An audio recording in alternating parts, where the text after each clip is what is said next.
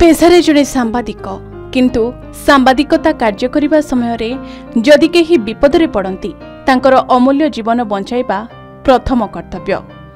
एमिति घटना घटी केन्द्रापड़ा पाटकुरा निर्वाचन मंडलीर पद्मपुर पंचायतर कालियाघाई नटवर उच्च विद्यालय विद्यालय परिसर में आंचलिक सुरभि कार्यक्रम चलिथिबा बेले ऑफिस रे बसिथिबा जणे शिक्षयित्री हठात टली पड़ी बेहोश हो जाइथिले।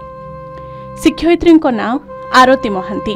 संगे संगे के न्यूज सांबादिक सरोज परिडा देवदूता साजी शिक्षयित्री को सुआई सीपीआर देथिले, जहा फल शिक्षयित्री उठी बसिथिले। संगे संगे तांको पाटकुरा मेडिकल ले भर्ती करा जाइथिला। सेठारे से एबे सुस्थ अछंती बोली डाक्टर हिमांशु भूषण षडंगी कहिसंती।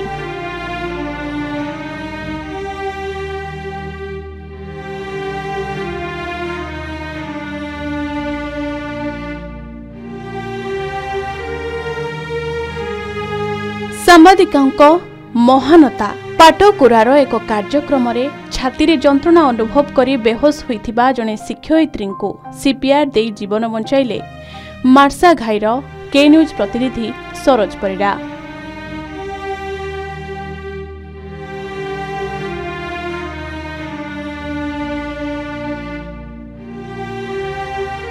कहबाको चाहिबो जे पद्मपुर पंचायत कालियाघाई नटवर उच्च विद्यालय रे क्लस्टर स्तरीय सुरभि कार्यक्रम चलुवा बेले जने शिक्षयित्री आरती महांतींकर हठात छाती जंत्रणा अनुभव होला।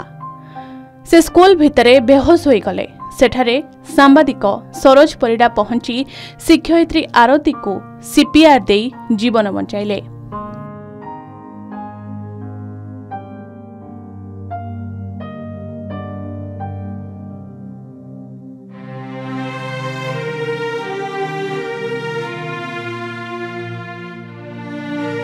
एहापरे आरतींकर संगे संगे होश आसी जाइथिला। कार्यक्रम रे उपस्थित थिले पाटकुरा विधायक अरविंद महापात्र। तेबे ए घटना संपर्क में अरविंद जानिबा परे तांको गाड़ी रे शिक्षयित्री को पाटकुरा गोष्ठी स्वास्थ्य केन्द्र को निया जाइथिला। तेबे वर्तमान एई सांबादिकंकर महानता को समस्ते प्रशंसा करुछंती।